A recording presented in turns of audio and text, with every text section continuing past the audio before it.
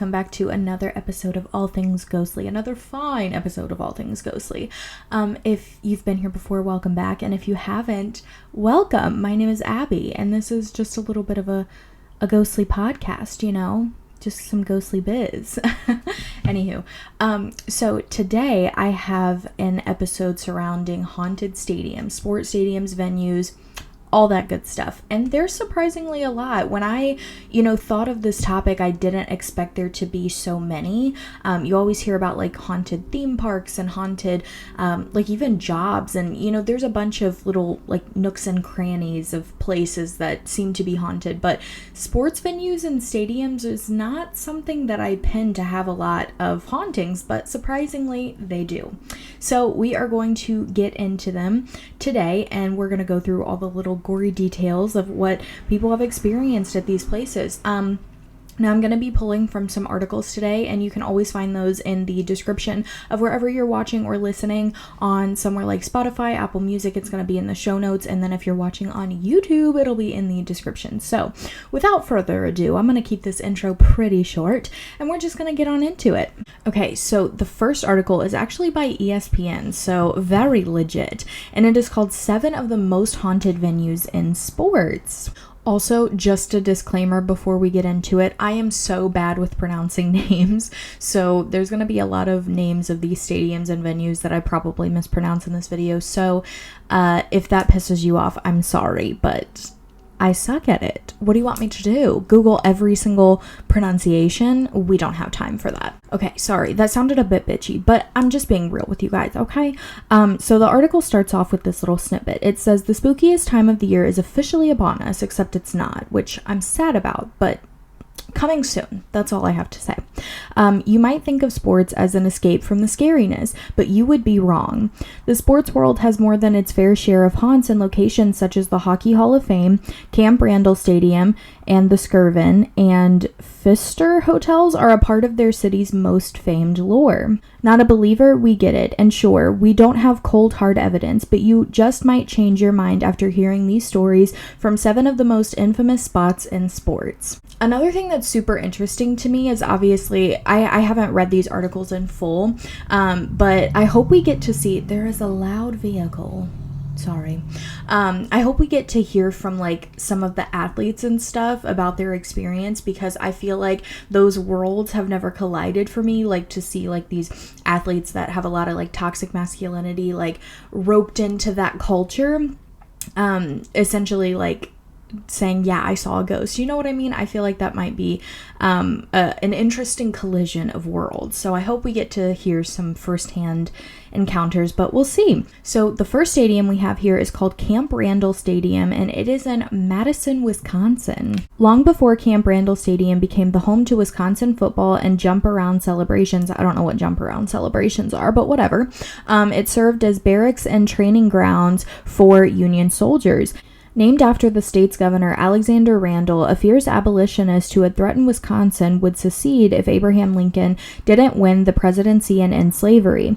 The site wasn't intended to house prisoners of war, but following a major Union victory in April 1862, it was tasked with taking in more than 1,000 Confederate soldiers. I don't know if you guys are like this, but anytime I see a year that's not 19 something or 2000 something, I'm like, wait, 18 what? So then I get all like stumble and I'm like, 18, anywho. To say the facility was ill-prepared for the sheer volume of soldiers would be an understatement. Within weeks, viruses and illnesses spread rapidly through the camp. By June, all of the remaining prisoners were moved to other locations due to the inadequate and unsuitable conditions. Ultimately, 140 men died on site during the camp's brief existence as a prison. They were interred in a mass grave nearby. Mass graves are always so creepy to me, just like a bunch of bodies dumped on top of each other. That is so unsettling, and I hate that thought. It was not a happy place to be, said Mike Huberty, sure, the founder of American Ghost Walks, which began in Madison, and the host of the Other Side podcast. And also, that's why at Camp Randall and around the area, people have said they've seen spirits of Confederate soldiers. Just a few weeks ago, I was talking to a guy who has lived in Madison a long time and is the head of security at a factory. He said one of his security officers came up to him and said, "You're not going to believe it. I saw a Confederate soldier walk through the room, and when I chased after it, there was nobody there." He couldn't believe it and thought it was crazy because he wasn't familiar with the history. But these are the types of stories you hear. Built in 1917, Camp Randall Stadium has been hosting football games for over 100 years, but fans and area residents are unable to forget its history.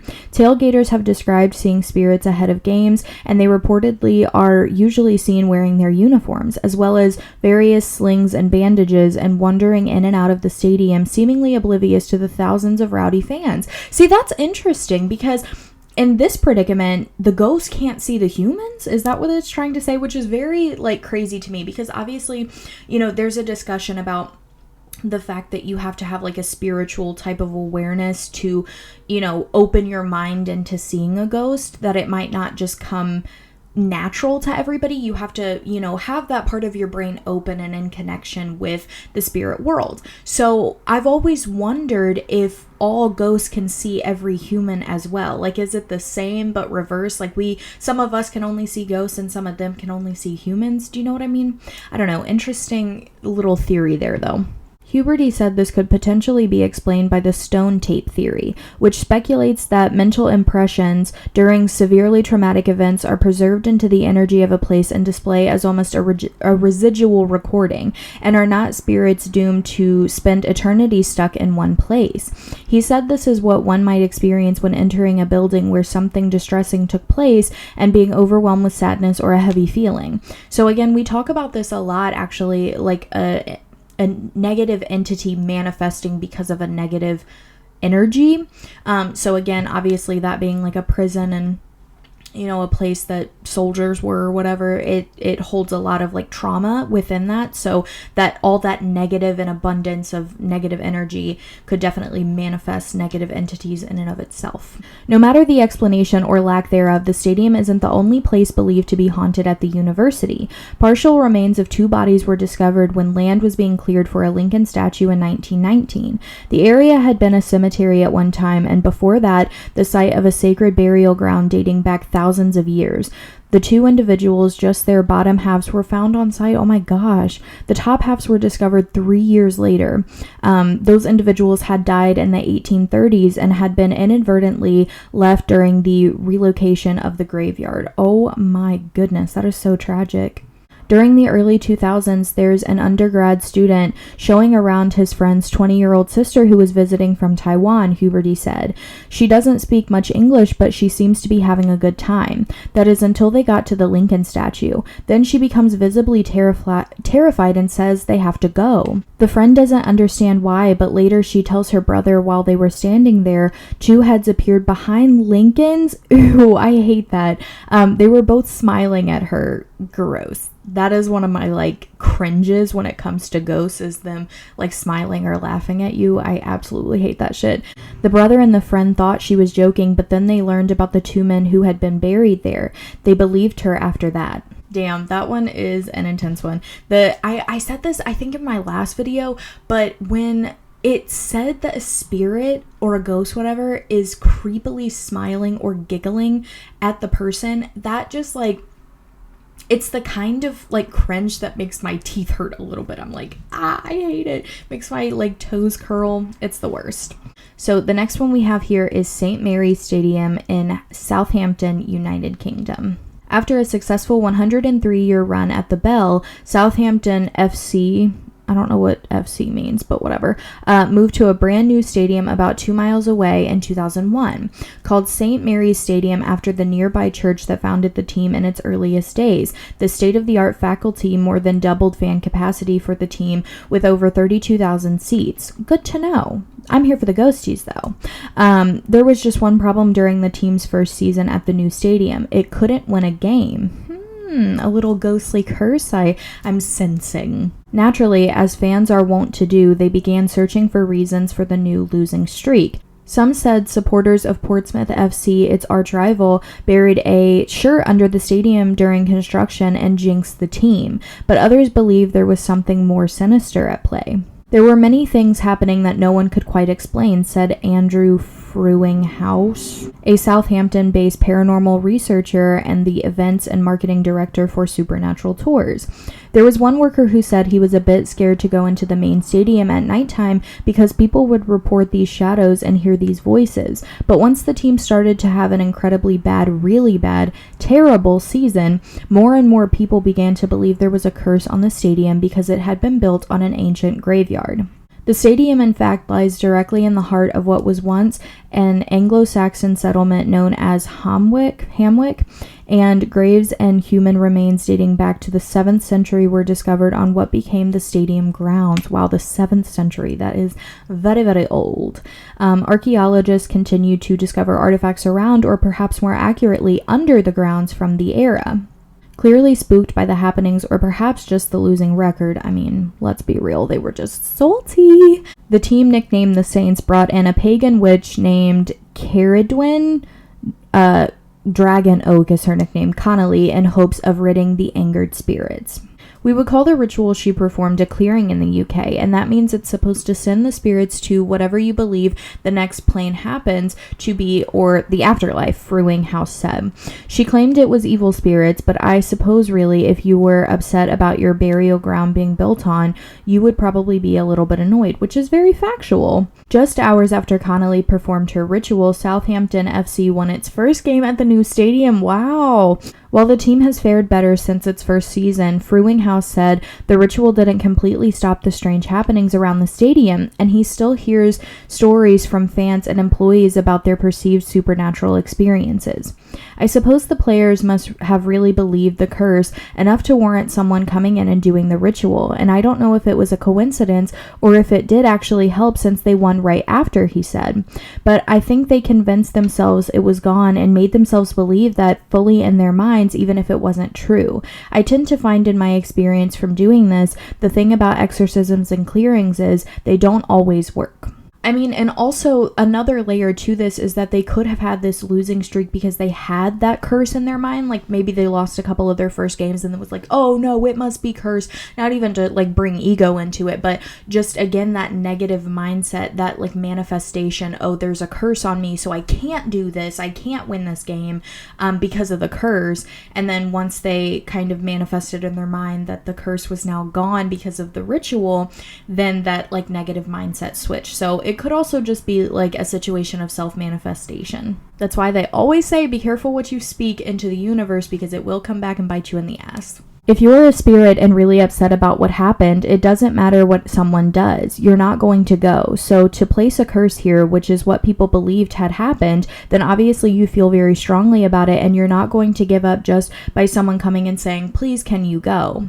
So, I mean, I definitely understand that logic. I think that, you know, it's one thing to think about it in that way, to say, well, obviously if the ghost wants to haunt, it's going to haunt. But at the same time, I think that, in my opinion, you have to show the ghost that you are above it in a way, not necessarily in terms of a hierarchy, but in the sense of like, you are now coming into my realm and so you're making me uncomfortable.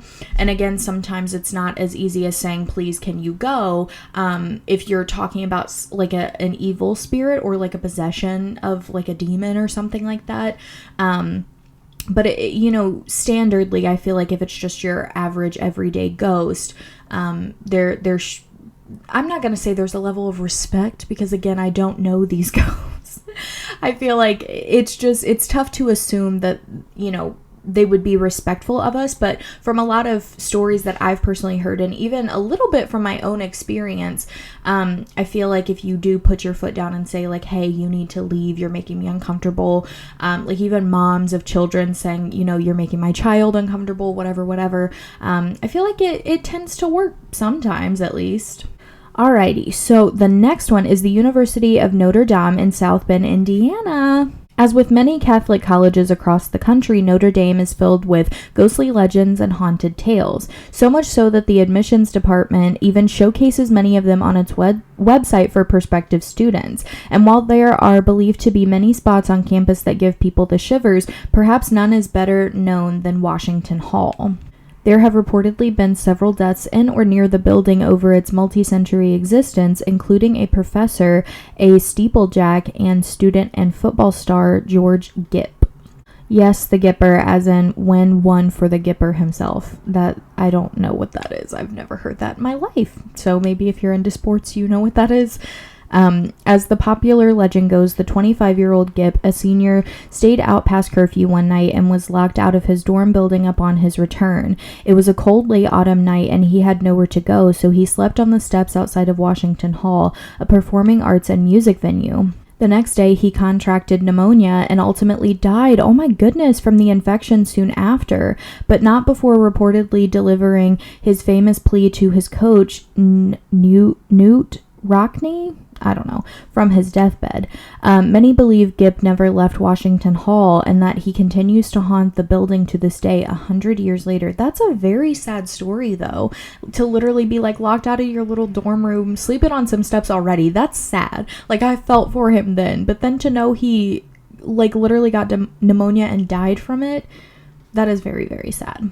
Students, staff, and faculty members have reported the uncanny feeling of a presence despite being alone, unexplained footsteps, frequently moved objects, the rustling of curtains, and the sound of brass instruments when no one is visibly playing them. Countless student reporters as well as professional ghost hunters have spent nights in the hall hoping to make contact with the lurking ghost and documented their efforts without much concrete evidence. Matthew Swain, the author of America's Haunted Universities, Ghosts That Roam Hallowed Halls, said the rumors of Gipp's ghost started not long after his untimely death. I was able to find a story from a student newspaper in 1926 or so, Swain said. A student claimed that he was awoken one night or early morning and he went outside and there he saw the ghost of George Gipp on a horse in front of that building. Why is he on a horse? Was that their method of travel back then? I don't know what year he died, but other accounts have been about students hearing a horn blowing, and when they look for whoever is doing it, they can never find them. Some people think Gipp had this rebellious side and was a prankster, and this is just one of his pranks. Swain is quick to point out the story of Gipp's death is likely not accurate, and another less shared theory is more realistic as to what happened. Weeks before he was hospitalized, Gipp was teaching a teammate how to punt late at night and develop strep throat. Because there were no antibiotics at the time, he got progressively sicker and ultimately contracted pneumonia and succumbed to the illness. He most likely didn't sleep on the steps of Washington Hall, at least not that night, but this doesn't stop the lore. I just want to know, like, where did it come from, though? Like, who decided that they needed to make up the fact that he slept on the stairs to, like, dramatize the story? I feel like that's pretty dramatic on its own if that was the factual event. Like, he was out one night, you know, punting with his friend or whatever. It's still the same concept. You were out late at night, you got sick, and you died from it. So I feel like I want to know where the rumor of it came from and what its purpose was. Maybe it was to just make the story sound a little more tragic because instead of being with a friend, he was just sat there on his own sleeping on stairs. I don't know, but I just would like to know the theory as to why the stair rumor even happened. They didn't keep great records at that point, so we'll probably never be sure of exactly what happened. So how does he know that there's this theory that he was just out late punting with a friend? Do you know what I mean? Like, I feel like if you're going to say that you don't know exactly what happened, but then make a statement of, oh, well, it probably happened this way. How do you know that then? Like, where did you get that information from? It feels like a lot of times they create those legends to expand the myth of the person. So in this case, you have Gipp, and he's portrayed to be a little bit of a rebel and had that kind of rebellious streak to him. So that legend in these stories fit that portrayal, but I never really came across the actual story.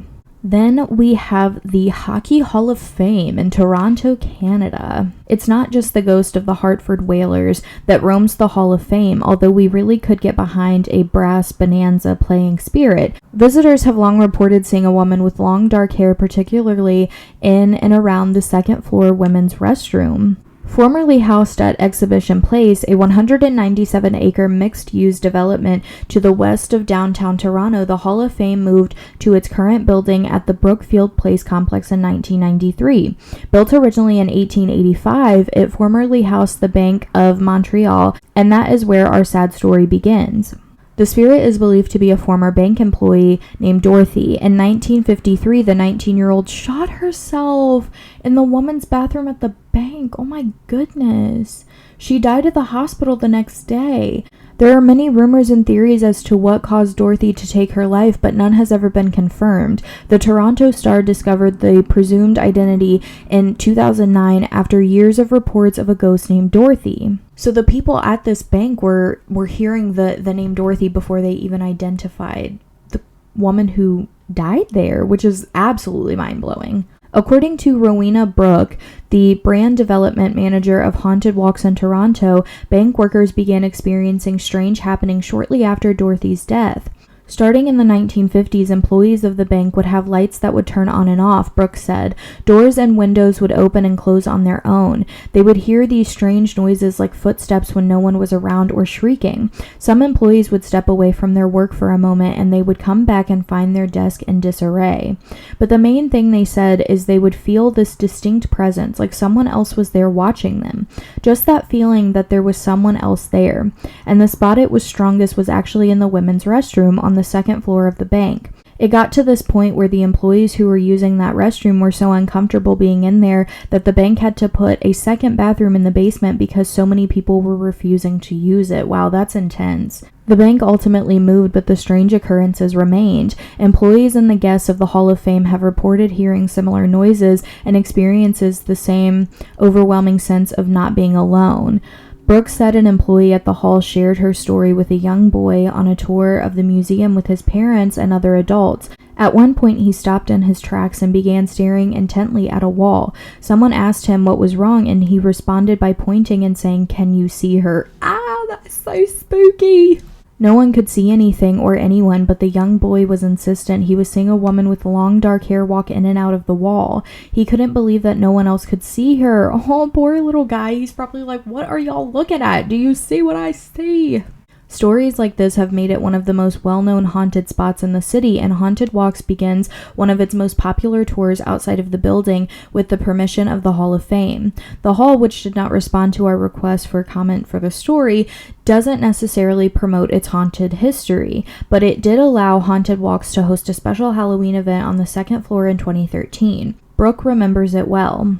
Our special Halloween tour ended on the second floor in a room not far from the restroom, she said. During the final part, one man left the group to go use the facilities. When he came back, he went to one of the guides and he told them that he heard what sounded like a terrified woman screaming in the restroom next door.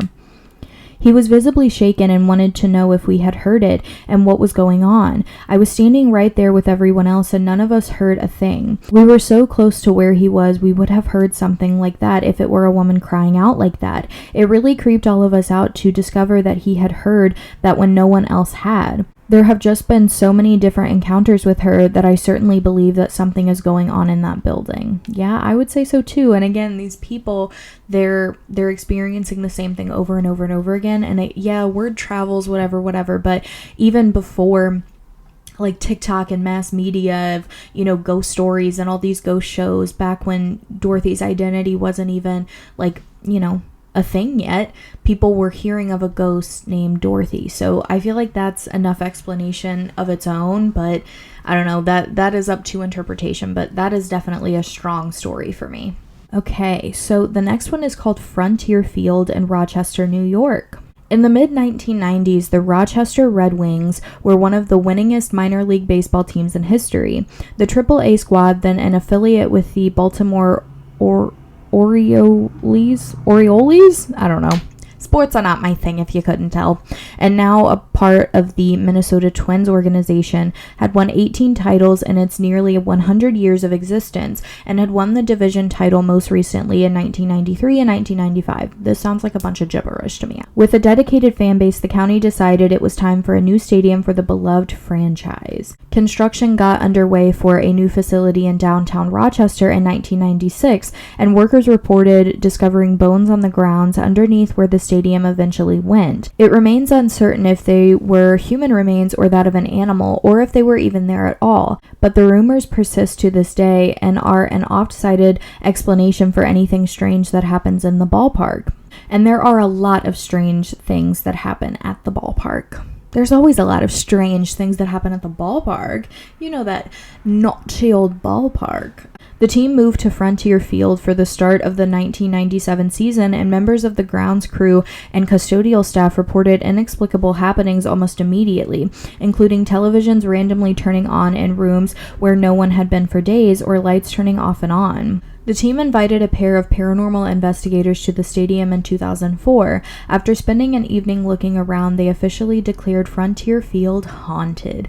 The team in the stadium capitalized on the distinction and for several years hosted a Fear at Frontier event around Halloween. That's cute. I love that. Nate Rowan, the Red Wings director of communications, has never personally experienced anything he can't find an explanation for, but does understand why others might feel uncomfortable at the stadium in the late hours of the night. I think there's something inherently creepy about the end of the night at a sporting venue that's supposed to have thousands of people in it cheering, having fun, drinking beer, and just having a good time. And at the end of the night, all the lights turn off and you're one of the lone bodies in a huge facility like that, he said. When there's an unexpected noise, it's jarring because there isn't supposed to be anyone there. And that is very true. I mean, I feel like, again, with the residual energy thing, it was packed before and now you're standing there alone, and then it's a jarring feeling, like this guy said. So I can definitely get on board with that. But let's see if there's any other experiences that will make us believe in this haunting. And after all, since the Red Wings have experienced such success prior to moving to the new facility, he thinks it's only natural that fans would look for something otherworldly to blame for their recent struggles. The community is used to the team winning, Rowan said, so there are people who are like, man, we must be haunted because we haven't won since 97. We've only made the playoffs twice since then, so obviously they think there has to be a reason like that for it. And again, same thing with the other one that we just talked about. It could just be ego getting in the way of both the players, the fans, the coaches, whatever, of, oh, we're not winning because of the haunting. Our players don't seem too concerned about ghosts at Frontier, but I have heard a lot of players say they won't or don't like to stay at certain hotels. Interesting. There's a hotel in Milwaukee where most of the Brewers' opposing teams used to stay, and there are a number of players who flat out refused to stay there, which brings us to the Pfister Hotel in Milwaukee, Wisconsin. So the last two places that this article talks about are actually hotels that sports teams have played in. So I am just going to go ahead and read them real quick because I still think that that's obviously interesting. But yeah, definitely not stadiums, these last two. But I think we might have time to go into some other ones. So this isn't the last. But yeah, if you're for some reason like against hearing about a haunted hotel, then just skip ahead a little bit. Rowan is not exaggerating when he says there are several players who don't want to stay at the Pfister Hotel when taking on the Brewers in Milwaukee. There are countless stories from players around the MLB about their strange encounters while guests at the swanky establishment. In hopes of creating the grandest hotel in the city, Guido Pfister, sorry if I'm mispronouncing, began work on the hotel in the late 19th century. He died a month before its opening, but his son Charles was determined to carry out his father's vision. It opened in 1893 and was immediately successful.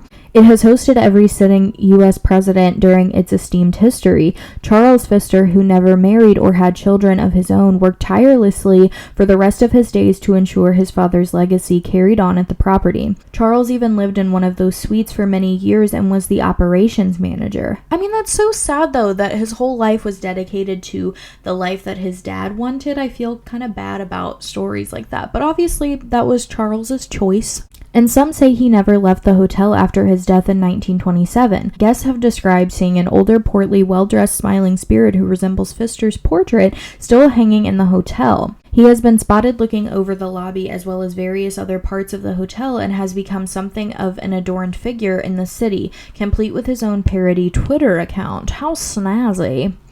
I think when you know a little bit about Charles, it's not a surprise that he's the most seen apparition, said Anna Lardenois, I don't know, local historian, writer, and founder of Gothic Milwaukee. All of the ghost stories we hear are really just about him still trying to delight people. When people report that they see him, it's usually in conjunction with something in the atmosphere of the room changing, like lights brighten or dim, curtains open or close, and it really seems that he is still just trying to make the hotel experience as wonderful as it could be. That's very, very cutesy of him. Professional baseball players seem to have had the most experiences with Pfister's ghost over the years. Lardenois, I don't know, it's kind of spelled like Illinois, so I want to say Lardenois, but that kind of sounds weird. I don't know. Anywho, moving on. That person believes this is simply Pfister trying to help out his hometown Brewers and give them the ultimate home field advantage. She also wouldn't be shocked if some of the incidents were actually players playing pranks on their teammates, but does think these opposing players bring out Pfister's mischievous side. It is my understanding that it was very common to harass traveling teams during Charles Pfister's lifetime, she said, the one with the hard to pronounce last name. Being at home meant not just knowing the field and the conditions, but you got to have spit-free food and you rested comfortably. Fans used to go to the hotels where the traveling teams were staying and pound down their windows all night. Oh, that's so sad. I feel like people just take sports way, way, way too far where, we're actually like being mean and like harassing people the way that the article said. And I just don't feel like that's ever should be excused whatsoever. It's pretty well known that if you're a Milwaukee Brewer and you stay at the Pfister, you're going to sleep like a little tiny angel. But if you're playing against the Brewers, it's reportedly supposed to be a very rough night. And I find that to be evidence of Charles Pfister's charm as a Milwaukeean. Players like Bryce Harper, Giancarlo Stanton, and Justin Upton have publicly discussed having their clothes thrown around the room, furniture being moved, or the radio randomly turning on. Stanton compared it to the Haunted Mansion at Walt Disney World in its creepiness. In 2013, Michael Young, then a member of the Texas Rangers, recalled an experience he had at the hotel in a story for ESPN, the magazine. "Oh, F that place," he said. "Listen, I'm not someone who spreads ghost stories, so if I'm telling you this, it happened. A couple of years ago, I was lying in bed after a night game and I was out. My room was locked, but I heard these footsteps inside my room stomping around. I'd heard all these stories about this hotel, so I was wide awake at that point, and then I heard it again. These footsteps on the floor, so I yelled out, 'Hey, make yourself at home. Hang out, have a seat, and do not wake me up, okay?' I mean, period. You gotta tell him what you want. After that, I didn't hear a thing for the rest of the night. See, sometimes putting your foot down does work. I just let him know he was welcome, that we could be pals, that he could marinate in there for as long as he needed to, just as long as he didn't wake me up." That was very kind of this person. And then lastly for this article, and I know I said that we might have time for a little bit more, but I think we're running out of time here, unfortunately. So if you want a part 2, I can do it. But the last one in this article is called the Skirvin Hotel in Oklahoma City.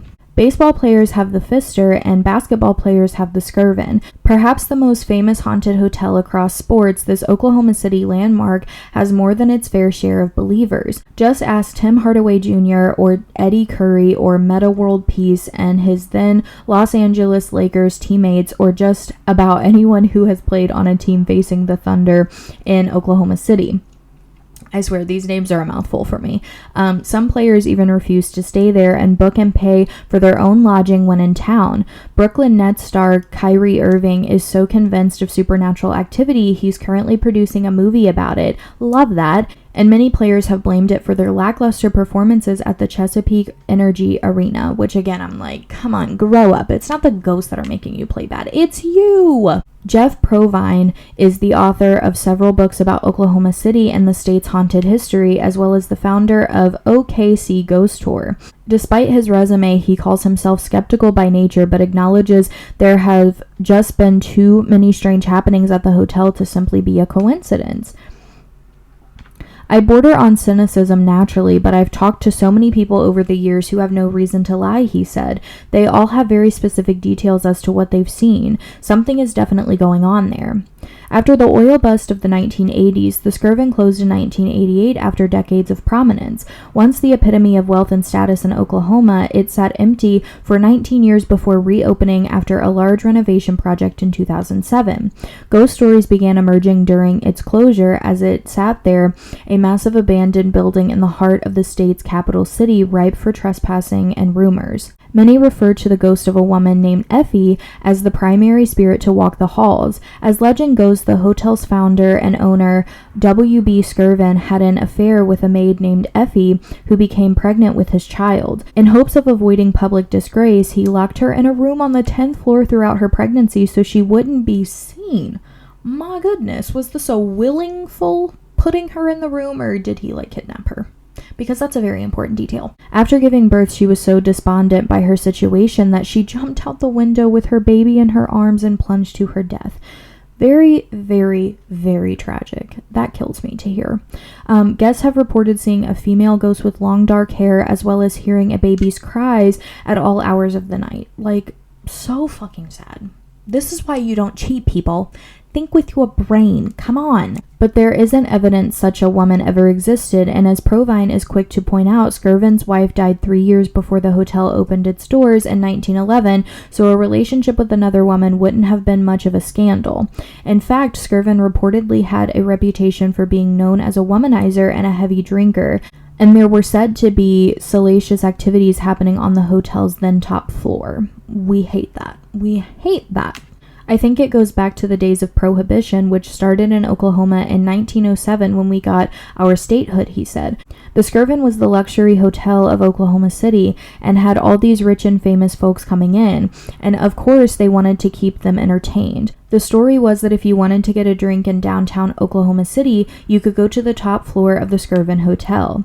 They had all these parties up there, and it wasn't exactly a secret. From time to time, the police had to go raid it, and when they did, they'd have to run past the front desk and up 10 flights of stairs. The front desk would call up everybody on the 10th floor and let them know the police were on their way. So they had these partiers back. Why do I kind of love that?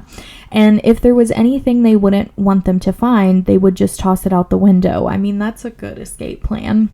They would send people out to pick up young ladies from around Oklahoma City to come party with these guys, so I believe the legends stem from this type of activity at the hotel. Some visitors have reported seeing spirits that look like Skirvin or his daughter Pearl Mesta, who became the American ambassador to Luxembourg under President Harry Truman in 1949. Other visitors don't see anyone specifically, but feel like they are not alone. There was one guy who said he saw the foot of his mattress in his room depressed, as if someone was sitting on it, said Provine, who includes a stop outside the Skirvin on his walking tour.